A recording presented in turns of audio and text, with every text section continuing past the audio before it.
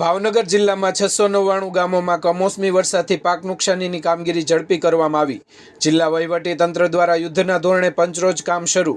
સાંજ સુધીમાં 550થી વધુ ગામોમાં સર્વે પૂર્ણ કરાયો।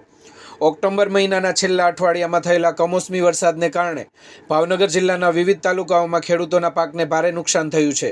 રાજ્યના મુખ્યમંત્રી ભૂપેન્દ્રભાઈ પટેલ અને કૃષિ મંત્રી જીતુભાઈ વાઘાણીની સૂચના તથા માર્ગદર્શન હેઠળ જિલ્લામાં પાક નુકસાનીની કામગીરી ઝડપી કરવામાં આવી રહી છે। ભાવનગર જિલ્લાના 11 તાલુકાઓમાં 10 ગ્રામ્ય અને 1 સિટી તાલુકો હેઠળના 699 ગામોમાં કમોસમી વરસાદને કારણે કપાસ અને મગફળી સહિતના મુખ્ય પાકોમાં ભારે નુકસાન થયું છે।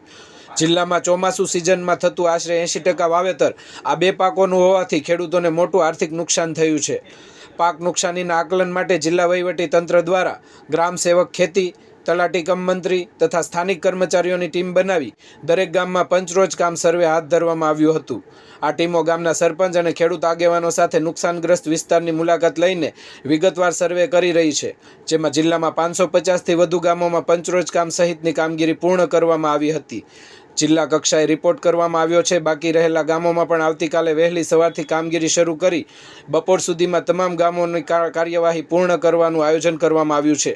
તાલુકા તથા જિલ્લા કક્ષાએ કંટ્રોલ રૂમની રચના કરવામાં આવી છે, જ્યાંથી પંચરોજ કામ આધારે ગામવાર અને પાકવાર માહિતી એકત્રિત કરવામાં આવી હતી। જિલ્લાના ખેતીવાડી અધિકારીએ જણાવ્યું કે આવતીકાલ સાંજ સુધીમાં તમામ ગામોનો અહેવાલ તૈયાર કરી રાજ્ય સરકારને સબમિટ કરવામાં આવશે। બ્યુરો રિપોર્ટ, ગુજરાત આઈ ન્યૂઝ, તળાજા।